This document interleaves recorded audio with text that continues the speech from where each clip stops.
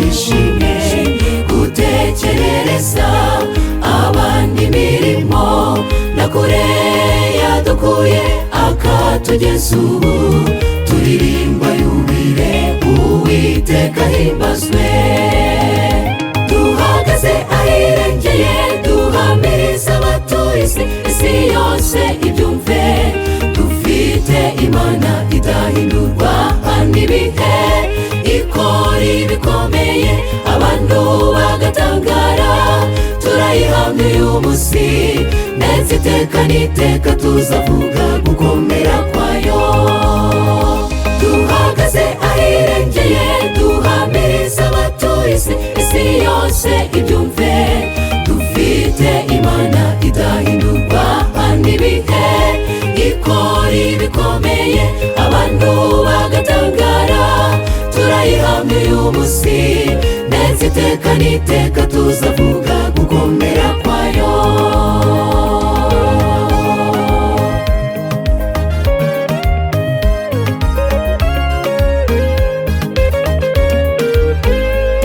Ninde wayoboye ibirenge by'abagaragu b'Imana kugeza n'uyu munsi? Ese ninde wahangara kuvuga ko atari Imana yikoreye iyo mirimo twe tukabyitirirwa? Mu by'ukuri Uwiteka yabaye indahemuka. Duhagaze ahirengeye duhamiriza abatuye isi yose ibyumve.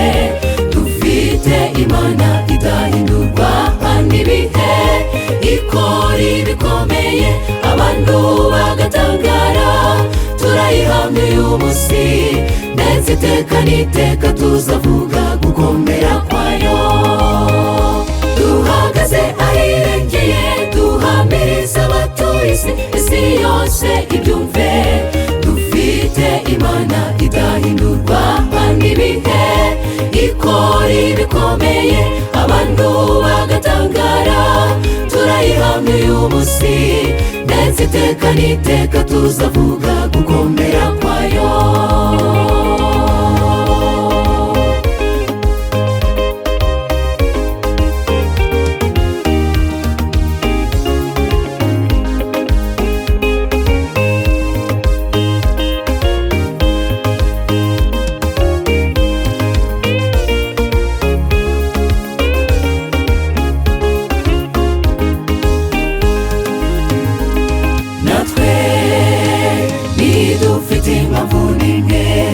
Kugira icyo dutinya kiri munsi y'ijuru, keretse twibagiwe uko yatuyoboye nuko yaturamije amaboko akomeye.